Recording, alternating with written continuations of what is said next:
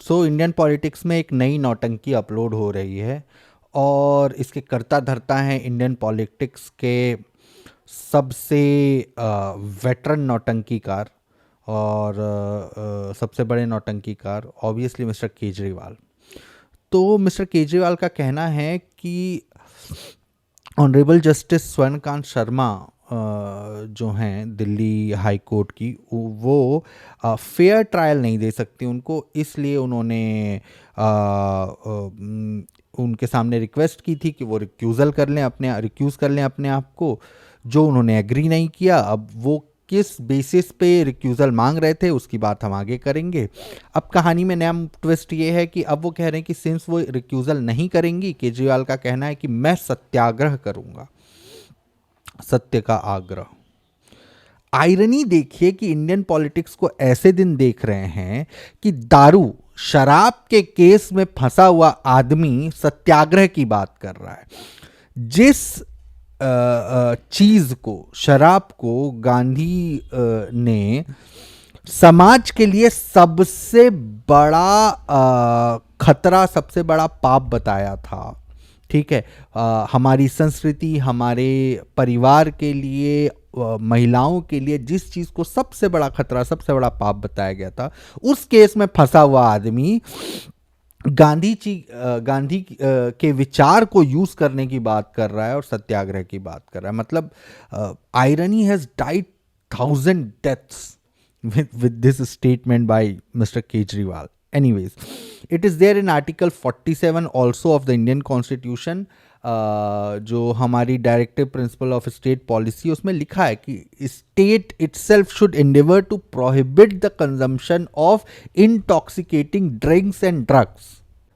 अरविंद केजरीवाल ने कुछ 12 पॉइंट्स गिनाए थे, बट उसमें से 2 मेन हैं जो बेसिकली उनके आर्ग्यूमेंट को जस्टिफाई करने की कोशिश कर रहे थे। पहला तो ये था, और जो सबसे बड़ा पॉइंट है, सबसे मुख्य पॉइंट है, वो ये है कि ऑनरेबल जस्टिस स्वर्णकांत शर्मा ने अखिल भारतीय अधिवक्ता परिषद के इवेंट अटेंड किए हैं, जो ये माना जाता है या फिर वोकल है कि वो आरएसएस की आइडियोलॉजी से चलते हैं।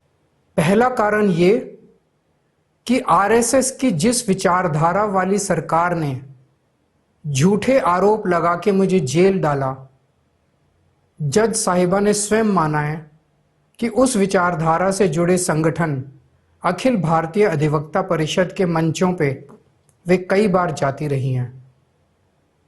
मैं और आम आदमी पार्टी उस विचारधारा के घोर विरोधी हैं। ठीक है, पहली चीज तो ये है कि आरएसएस की आइडियोलॉजी से चलना कोई क्राइम है इंडिया में। I don't know about that कि ऐसा कुछ है, because it is stated in the document itself that ideology is nationalism which they follow, ठीक है, विच एबीएपी अखिल भारतीय अधिवक्ता परिषद फॉलोज। दूसरा कारण conflict of interest.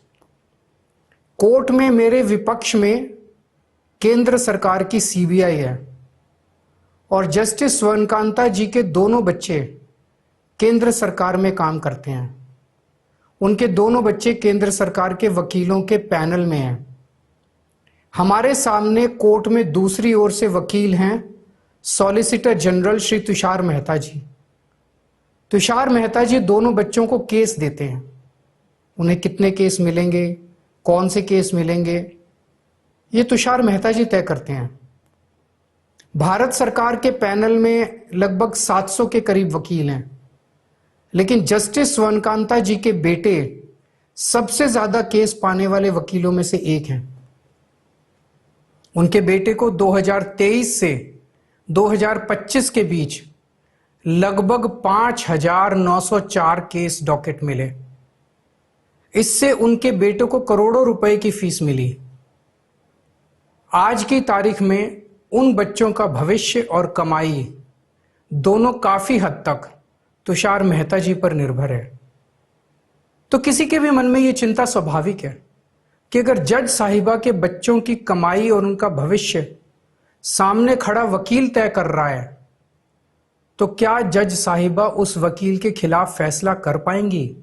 But the second argument, which seems a bit logical is कि जो सॉलिसिटर जनरल हैं हमारे तुषार मेहता, वो जस्टिस स्वर्णकांत शर्मा के बच्चों का करियर में एक बहुत बड़ा रोल है उनका, बिकॉज उनके बच्चे उनके अंडर काम करते हैं और जो सॉलिसिटर जनरल हैं तुषार मेहता, वो उनको केसेस एलोकेट करते हैं, अलॉट करते हैं. सो उनकी कमाई, उनके करियर में ग्रोथ, वो सॉलिसिटर जनरल पे डिपेंड करता है.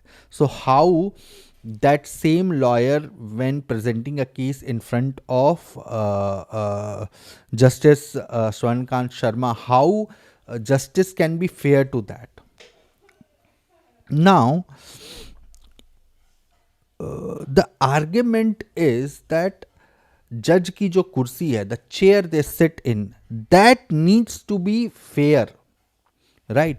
अब कोई अपने प्राइवेट टाइम में किस आइडियोलॉजी को फॉलो करता है, नहीं करता है, और किस प्रोग्राम में जाता है, उसके बच्चे कहाँ काम करते हैं, इन चीज़ों से और चेयर की फेयरनेस जो है वो आर्ग्यूमेंट्स के लॉजिकली एक्सेप्टेंस और डिसीजन जो है वो कितने फेयर लिए जा रहे हैं या नहीं लिए जा रहे हैं उस पर डिपेंड करता है. सो ऑब्वियसली कोई भी एप्लीकेंट है वो सुप्रीम कोर्ट में जा सकता है इस चीज़ को लेके कि अमुक जस्टिस जो हैं उन्होंने फेयरली इस ट्रायल को सुना नहीं है. You always have that door open. I agree it's a difficult process. I agree it's a very complex process, but that's how the system is. And since we have not yet done any reforms in our judiciary, this is the system we are bound to go. Okay? Now, the scenario is कि अब हम चलते हैं पहले point पे, जिसमें किसी ideology को बिलोंग करने की बात की गई थी. एक्चुअली में जो उनका आर्ग्यूमेंट था, it was not just about कि उन्होंने कोई इवेंट अटेंड किया है, बट इट वाज अबाउट कि वो एक आइडियोलॉजी को बिलोंग करते हैं. अब सोचिए कि ये कितना फुलिश इडियोटिक लॉजिक है कि just to give an example, ठीक है, if there is a case against a particular जज who belongs to Hindu religion, और उसके सामने किसी मुस्लिम का केस लगता है और वो ये बोल दे कि ये हिंदू आइडियोलॉजी को बिलोंग करते हैं और ये मंदिर जाते हैं, सुबह पूजा करते हैं, घंटी बजाते हैं, इसलिए ये मेरे अगेंस्ट केसेस देंगे और मैं उस आइडियोलॉजी के अगेंस्ट हूँ, इसलिए मैं उस आइडियोलॉजी को नहीं मानता, इसलिए मुझे ये जज के सामने नहीं जाना है. This is one extreme case. And obviously अगर इस पेंडोरास बॉक्स को खोला जाएगा तो ये चीज़ें भी आर्ग्यूमेंट में आएंगी. अब मान के चलिए कि कोई समाजवाद को फॉलो करता है, कोई मार्क्सिज्म को फॉलो करता है, वो ये बोल दे कि फॉलोइंग जज इज नॉट, और जज इन फ्रंट ऑफ देम जिसके सामने वो केसेस लगे हुए हैं वो उस आइडियोलॉजी को फॉलो नहीं करते या उस आइडियोलॉजी के अगेंस्ट हैं, तो उनके केस ना सुने जाएं. तो हम इस आर्ग्यूमेंट को कहां तक ले जाना चाह रहे हैं, कितनी दूर तक ले जाना चाह रहे हैं, और अगर ये अलाउड कर दिया जाता है on the basis of this तो ये कहां तक जाएगा, ये भी सोचने वाली बात है. ठीक है, बट फिर वो भी बात आती है कि हाँ ठीक है, अगर शक है तो क्या उनको रिक्यूज कर लेना चाहिए था. सो जो एक आर्ग्यूमेंट वो अपनी प्रेस कॉन्फ्रेंस में देते हैं, जो मैं चलाऊंगा, उसमें वो कहते हैं कि justice must not only be done but must also be seen to be done. ठीक है, so seen to be done में नौटंकी का जिक्र तो नहीं है ना भाई साहब. ठीक है, कि हाँ नौटंकी हो रही है उसको भी हमको एंटरटेन करना है, ये तो नहीं लिखा हुआ है ना. It is seen to be done. ठीक है, और ये जो आर्ग्यूमेंट है ये सिर्फ आपके लिए अप्लाई नहीं होता ना, सबके लिए अप्लाई होता है. आप कोई स्पेशल अपने आप को ट्रीटमेंट लेना चाह रहे हो तो ऐसा तो नहीं होना चाहिए ना.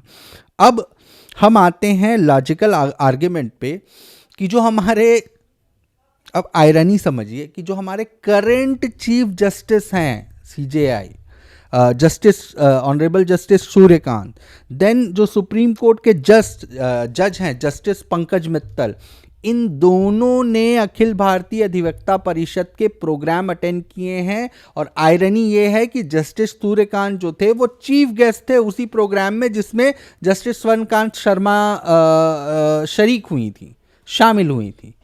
ठीक है, आप समझ रहे हैं। तो अब कल को केजरीवाल ये बोलेंगे कि हमारे जो सीजेआई हैं वो भी बायस्ड हैं, तो अब सुप्रीम कोर्ट भी नहीं केस जाना चाहिए। तो कहाँ जाएंगे ये केस को लेके? इंटरनेशनल कोर्ट में जाना चाहते हैं, ठीक है, या अपने ही खुद के जज बना के खुद का केस उनके सामने पेश करना चाहते? तो ये जो धागा है जब आप खोलने के लिए अलाउ करेंगे तो ये धागा कहाँ तक जाएगा? ठीक है, तो we have to be very careful. It's a very deliberate attempt to undermine each and every system, governance system और जुडिशियल सिस्टम। ठीक है, क्योंकि अब सीबीआई, ईडी और इलेक्शन कमीशन के बाद अब जुडिशरी पे भी क्वेश्चन वाली बात हो रही है। ठीक है, कुछ दिनों पहले लोगों ने महाभियोग लाने की कोशिश की थी एक जज के अगेंस्ट। अब एक हाई कोर्ट सिटिंग जज के अगेंस्ट ये बात हो रही है कि वो बायस्ड हैं। ठीक है, बायस्ड हैं तो उनको केस से रिक्यूज किया जाए। तो ये कहाँ तक जाएगी ये बात, ये हमको सोचना पड़ेगा। ठीक है, then what I believe is basically Kejriwal is trying to generate a pressure judiciary के सामने कि मेरे अगेंस्ट आप डिसीजन ना लें, नहीं तो पब्लिक में ये क्लेम जाएगा कि आप बायस हैं, चाहे करंट जज हैं या फिर फ्यूचर में उनके केसेस जिस भी जज के सामने लगेंगे। तो मुझे तो यही लगता है कि ये उस प्रेशर को क्रिएट करने की कोशिश है। अब मार्केट में एक फॉल्स वीडियो क्लेम भी चल रहा है जिसमें अब सोचिए कि ये वही कबाल है प्रोपोगेंडा वाला, जिसमें ये दिखाया जा रहा है कि जस्टिस शर्मा जो हैं वो ये कह रही हैं कि whenever I attend RSS programme I get promoted. But actually में वो वीडियो, ओरिजिनल वीडियो जो है वो she was speaking about workshop of department of law. ठीक है, नॉट आरएसएस बीजेपी इवेंट।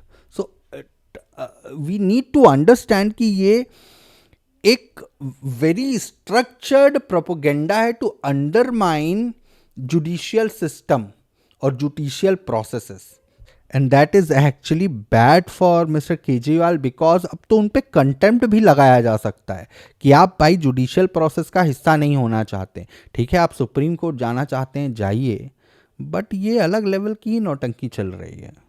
ठीक है, सो मुझे ये लगता है कि ये बस जो अभी करेंटली उनके 7 एमपी उनको छोड़ के बीजेपी में शामिल हुए हैं, जिसका कंफर्मेशन आज आ गया है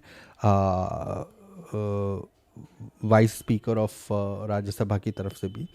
ठीक है, तो उस चीज़ से ध्यान भटकाने और अगेन वही पुराना सिंपैथी गेम, लूज पैंट पहन लो, लूज शर्ट पहन लो, इंक का दाग लगा लो अपने शर्ट में, ये सब फालतू का सिंपैथी गेन करने की कोशिश। अब मुझे लगता है कि जिन भी लोगों ने पहले उनको सपोर्ट किया शायद उनकी आंखें अब खुल गई होंगी कि ये सब फालतू चीज़ें हैं। ठीक है, और ये नौटंकी है, it does not hold any substance, and to be very frank he is a very dangerous man, और ये बहुत ही डेंजरस गेम है। Anyway, so this was the update. अगर आपको एक डिटेल डिस्कशन चाहिए इस चीज़ पे कि क्यों, how it is a dangerous game, why logically he should accept जो जस्टिस का फैसला है, जो डिसीजन है उसको, and why everything should move on. और अगर केजरीवाल को कोई इशू है तो he should move to supreme court for that, and why his arguments are false. If you want a deep dive into that, just let me know in the comments, and please subscribe to this channel and share this video if you like it. Okay, take care.